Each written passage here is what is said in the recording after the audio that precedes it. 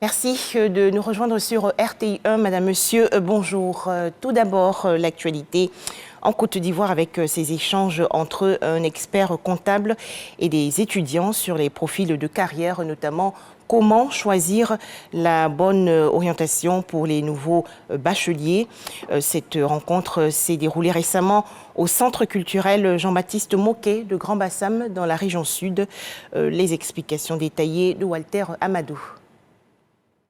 Centre de culture Jean-Baptiste Moquet de Grand Bassam. Ces nouveaux bacheliers écoutent attentivement les présentations faites par la douzaine de professionnels exerçant dans divers secteurs d'activité. C'est un retour d'expérience et de partage d'informations exécutés en collaboration avec l'association des étudiants de la ville historique. Faire un mauvais choix, c'est pénaliser son avenir. C'est pour cela que nous avons voulu nous impliquer davantage pour que cette cérémonie puisse être une réussite et sensibiliser les nouveaux bacheliers sur la prise de cette responsabilité-là qui va les suivre. Comment devenir médecin, pharmacien, pilote, entrepreneur prospère ou brillant journaliste?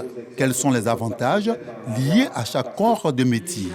Des questions qui ont obtenu des réponses très applaudies par l'assistance. J'ai eu le bac G2 cette année. Aujourd'hui, nous avons l'occasion d'avoir devant nous des personnes qui travaillent déjà en Côte d'Ivoire.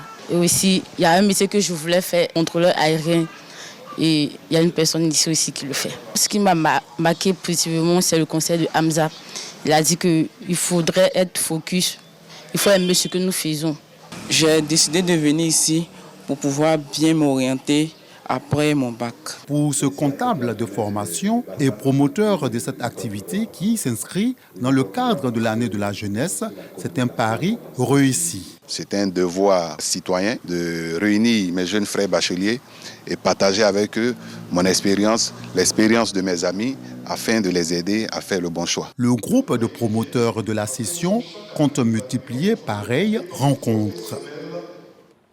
Toujours en Côte d'Ivoire, début aujourd'hui des épreuves écrites du concours d'entrée à l'école supérieure africaine des TIC, les ATIC. Le ministre de la Communication et de l'économie numérique, Amadou Koulibaly, a procédé au lancement de cette session 2023. À noter 1158 candidats pour la licence et 150 pour le master. Les résultats seront publiés le 24 août prochain. Thiébissou, dans la région centre du pays, l'organisation non gouvernementale EMO sensibilise les femmes au danger du cancer et à la prise en charge de la femme enceinte. 500 femmes ont ainsi été dépistées du cancer du col de l'utérus. Nous allons revenir sur cette information dans nos prochaines éditions. Toujours en images, la situation politique au Niger. Une réunion des chefs d'état-major de la CEDEAO va se tenir les 17 et 18 août à Accra, au Ghana. La CEDEAO va évoquer une possible intervention armée au Niger. Au Canada, plus de 160 000 personnes évacuées en raison des méga-feux de forêt. Cette catastrophe a émis l'équivalent d'1 milliard de tonnes de CO2, le dioxyde de carbone.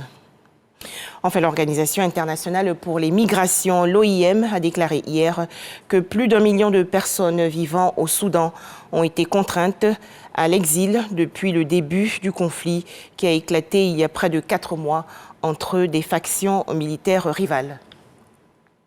Merci de nous avoir suivis. À 13h, le journal de RTI1.